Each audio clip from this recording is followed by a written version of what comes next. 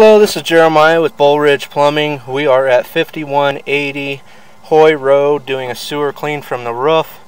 We are in a clay line. We have accessed this from the roof clean out, or from the roof stack, and we're going to go ahead and pull back here.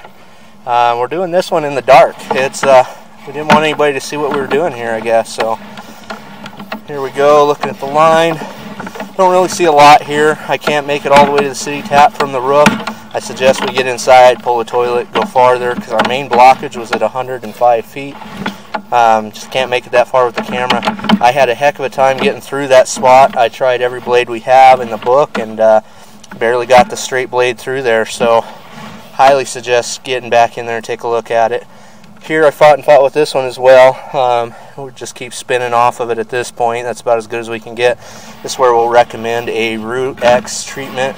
It's a foaming herbicide that will kill off those root growth and get rid of that. As you can see here on the bottom right corner of the pipe, there is a split along the pipe. This does continue out throughout the rest of this S&D that it transitioned to right at that root ball, which was that's right at approximately 85 feet. And that's all then the S&D pipe, which has got splits in it all along the bottom side as we go here. I'm going to go, you can see it there on that bottom right still. Across the bottom there's splits. Now on the bottom left it's split. You can see how it's just broken there. We would recommend probably even getting in here with an excavator and getting this line replaced. Of course, now that we're getting towards 9 p.m., probably not going to have time to do any locate today, but we can certainly get back and get this located out in the front yard, I do believe, as the street has manholes out in it, out in Hoy. But yeah, as you can see, a lot of this is all split the whole way. Even once we transition from section to section, you can see it's really bad right there.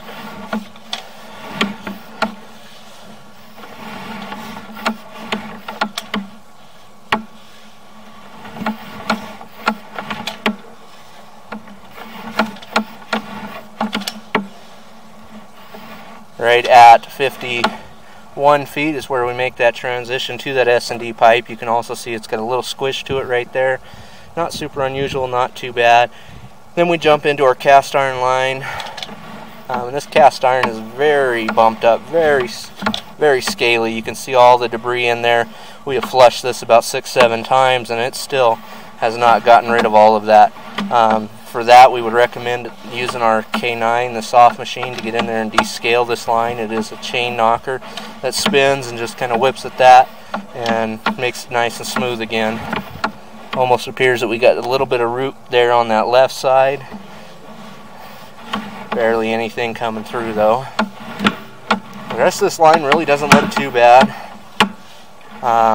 Did pull out some feminine products. Just always remember that those are not flushable.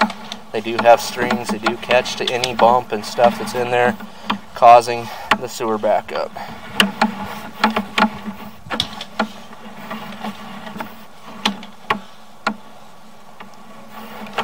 You can see that machine, just with the regular head on it, knocked a lot of that stuff out. Right here at this bend, we've got a little bit of a belly. We're holding some water there, a little bit of bag gradage there. Appears to be only about 1/4 of an inch, 1/2 inch. This is something to keep an eye on, because if it gets worse, it is going to cause more trouble as well. Right there we have a Y of some kind, maybe going to the toilet. Here we must be making our transition up the stack, coming up the roof. See the water droplets coming off.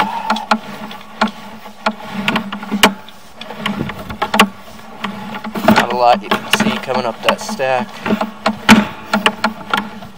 This is an ABS stack. It does transition right at the bottom at that 90 right before we turned up.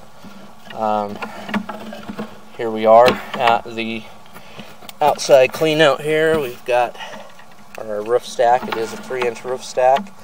We're right beside our exhaust vents here.